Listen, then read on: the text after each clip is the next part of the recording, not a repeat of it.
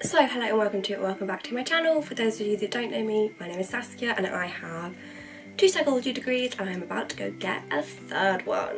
So today's video is going to be looking at something that I've definitely made a video on before, but it was definitely a while ago, probably one of the first videos I made, which is basically how to pick a university. Obviously psychology specific, I've only ever done psychology degrees, but how to pick a university that's actually going to be good for you. And I'm sure you might be thinking, Saskia, you've hated every university you've been to. Yeah, but that wasn't because I picked badly. I did my best. I did all I could. I did all the prep and all the planning. They just turned out to suck anyway. I've had a cold for like 2 weeks. It hasn't gone.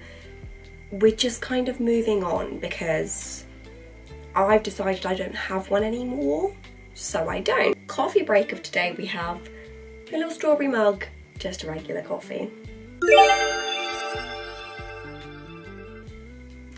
It's not very good. So obviously this is going to be specifically for psychology, however there are things that are relevant otherwise. It's just that there'll be different like starting points. So I think with psychology the very first starting point is make sure it's BPS accredited. BPS accredited basically just means that if in the future you want to become a clinical psychologist, a health psychologist, a protected title, you have the option to do that with your degree. BPS is the British Psychological Society. It basically just means that you will learn a set type of content. You have to hit like a basic knowledge on 1, 2, 3 and 4 different areas. You will study and learn similar things to other universities. So for instance, in University 1, module might be clinical psychology. In University 2, it might be clinical neuropsychology. They will both cover what the BPS has asked to cover in the clinical context, but they might be slightly different in terms of how they approach that. I think there's basically just, your degree doesn't have to be BPS accredited, but I personally wouldn't have done one that wasn't BPS accredited just in case. Basically, don't bother looking if it's not BPS accredited. You can go on the BPS website, but also 90% of them are accredited. Open the website, Control F BPS, and they will say we are BPS accredited. The second thing that I think will help to narrow it down a bit more is location. Do you have areas you want to live? Do you have areas you do not want to live? So for instance, some people might say, I don't want to be more than a 2-hour train from home. Go on Google Maps, find a 2-hour train from home and draw a circle. Then what are the universities in there? Then what are the ones that do psychology? Then what are the BPS accredited ones? You can narrow down your search a lot. Obviously, not everyone will have a preference on where they do or don't want to go. But if you know that you definitely don't want to go to London, it cuts out a good chunk. If you definitely want to stay in the south or in the north, it cuts out a good amount. If you don't care, if you're like me where you're kind of like, I'm not really bothered, then it doesn't cut out much, but it's still worth having a look at, are there any areas that you might not, I didn't really care where I lived. However, once I then went to like a London open day, I went, I don't want to live in London. But beforehand, I wouldn't have been like, oh my God, I hate London. It was just that physically being there, I didn't vibe with it. With the location thing, it's also important to look at where can you afford to live? Because I think a lot of people are very much like, oh my God, London unis are the best unis. Yeah, they're well ranked, yeah, they're quite well liked, yeah, they have good employment. You'd be poor for your entire degree. So is it worth it? Like, yes, you get more money for studying in London. Is it enough? I'm going to say no. Like as someone that is on maximum student loan, or as someone that was on maximum student loan, I think I would have only just been able to afford accommodation and a little bit. Then imagine moving out in second and third year where you have to get a flat. The London rental market is a disaster. You already know kind of what your student finance situation will look like. You can kind of use that to figure out, actually, I literally just will never be able to afford to live in Area 1 or Area 2. You can also have a look on different university websites for bursaries and things. Those are things that are worth noting down, not necessarily as like a deciding factor, but as, adding to a pro and a con list of, oh, well, if I go to this one, I will get a £2,000 bursary. And if I go to this one, I will get a £3,000 bursary. I think obviously you have to break it down to what can you get into. I think entry requirements are something that a lot of people kind of see and go, well, I'm not getting AAA, but they'll give me a place anyway. They might not. You know, yeah, have an ambitious choice as one of your 5 options. Don't have all 5 of your options as ambitious choices. You need at least one that is like a, nothing could happen to me that means I do not get these grades. Also, you know, obviously make sure that when you're selecting your 5 choices, they don't all have the exact same entry requirements, because then, as you have an unconditional offer, if you miss your firm, you don't have a place in any universities because you didn't pick one that was lower. So it's worth having a look at entry requirements. It's worth having a look at how they kind of work on the entry requirements, because essentially some places will have a reduced offer for an EPQ. So say the offer is AAA, it will be AAB with an A and an EPQ. Some of them will also have a reduced offer for areas of deprivation, so it might have been AAA and it's now AAB. Sometimes those will stack, so if the university is asking for AAA, they might stack the EPQ and the area of deprivation, and you only actually need ABB. That can help kind of bring down entry requirements, but obviously don't bank on that. You know, if you haven't done your EPQ yet, don't bank on that happening. Double check with people, you know, what postcodes you're in. Does your postcode meet these area of deprivations?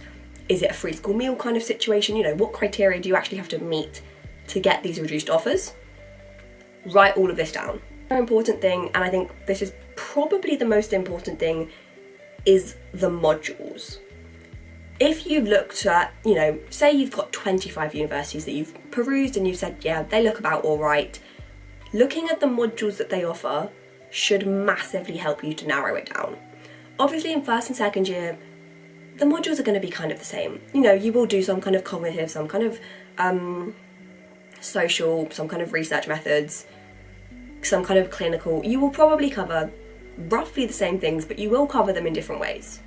The module title, the way that you're assessed, will be different across universities.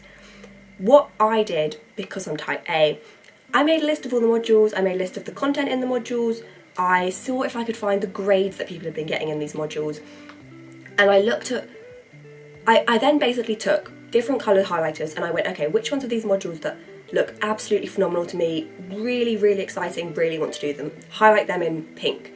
Which ones of these modules do I absolutely hate and I want to see if I can avoid them, highlight them in red. What ones of these modules am I, you know, thinking they could be interesting, I'm not that bothered, highlight them in a different colour. Have a look at all of the different colours that you've got, particularly the modules that you're going to be interested in looking at are in third year. You will pick more optional modules than in the other years. I think we picked 4 compared to 2 in first and second year. You will also have the dissertation and the literature review. Looking at the modules that are on offer will also give you an idea of what you can do for your dissertation. So if you're looking at the third year modules and all of them seem to be very clinical focused, that will probably be where your university's kind of research area is. So that will probably be where research opportunities appear, what your dissertation will likely be on. It's worth having a look at what modules look really good. You know, you might have a university that you thought looked really nice, and then the only modules that you like at all are in third year, and you can only pick one of the ones that you like, and then you think, okay, you know, that's not really for me.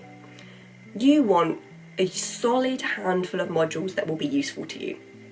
You want them to be studying a wide range of things, ideally, because at the age, you know, at the age of 17, 18, you don't know what you want to do yet. Like, you might say you want to do clinical, but you don't know for a fact. You know, you might get there, and then in third year, when 90% of the optional modules are clinical, you might have actually already really developed a passion for cognitive neuroscience. So is it worth picking somewhere that offers a wider range of modules? Do they offer modules in other disciplines? Can you take a minor in criminology? Can you take psychology with criminology? If you're taking it with, or if you're taking it and, it's a 50-50. That normally means you do the worst modules from criminology, the worst modules from psychology.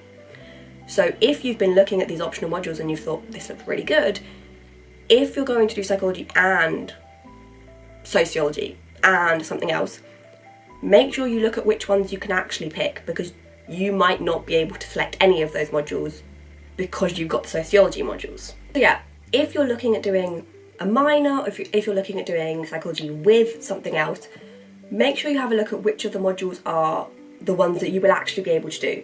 Because if you're, picking a university and you're banking on the fact that you'll be able to do a very specific module in third year, you might not be able to do it at all. Also, it's worth having a look at, do they tell you anything about the dissertation situation?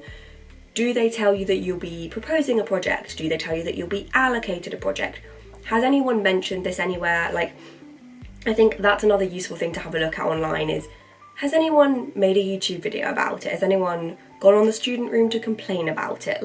Yeah, people will complain for no reason, but you can kind of get a gauge of, is there something to complain about?